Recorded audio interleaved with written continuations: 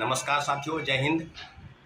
अभी एक बहुत बड़ी खबर सामने छन के आ रही है कि आर्थिक अपराध इकाई की टीम ने जो नीट पेपर लीक के मास्टरमाइंड जो बिहार से थे, बिहार का रहने वाला है, नालंदा जिले का संजीव मुखिया, उसकी गिरफ्तारी हुई है। और पूरी तरीके से हम आपको आश्वस्त कर दें कि इस गिरफ्तारी के आगे जो संजीव मुखिया है उसके मुखिया कौन है, इस बात पर जवाब देना होगा आर्थिक अपराध इकाई को, बिहार सरकार को। क्योंकि जो संजीव मुखिया है उसका बेटा डॉक्टर शिव, वो शिक्षक बहाली पेपर लीक कांड का मास्टरमाइंड था। और बिहार के कई ऐसे परीक्षाएं हुई हैं देश स्तर पर जहां पर कई पेपर लीक हुए, कई धांधली सेटिंग हुई, जिसमें पूरे तौर पर ये दोनों बाप बेटा का गिरोह शामिल रहा है।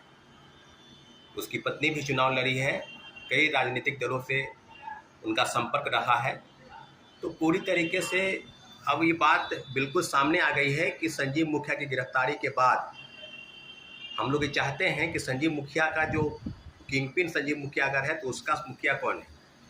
क्योंकि बिना शिक्षक बहाली में जो TRE-2 के या TRE-3 के जो पेपर लीक हुए, वो दोनों मामलों में जब जांच चल रही थी TRE-3 के हजारीबाग की जांच से जो पेपर आउट हुआ, उसके बाद यह स्पष्ट हुआ था कि बिहार में संजीव मुखिया और उसका बेटा जो है इस तरह का पेपर लीक में गिरोह में शामिल रहा है। कई लोगों का नाम सामने आया था, विजेंद्र गुप्ता से लेकर और कई लोग।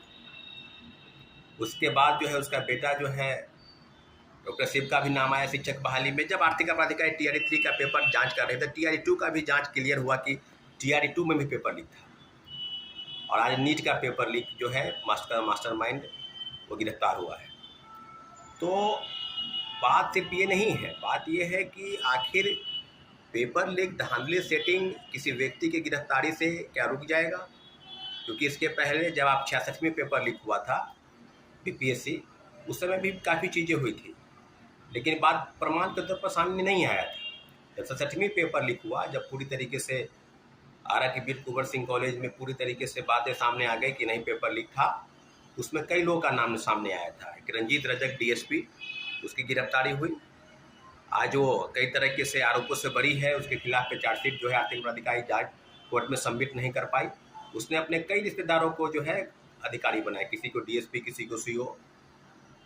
एक और IAS अधिकारी का नाम आया था, पर उस पर कोई विशेष कार्रवाई नहीं हुई। उनकी भी संलिप्तता की जांच अगर होती तो फिर कई चीज़ें सामने आती।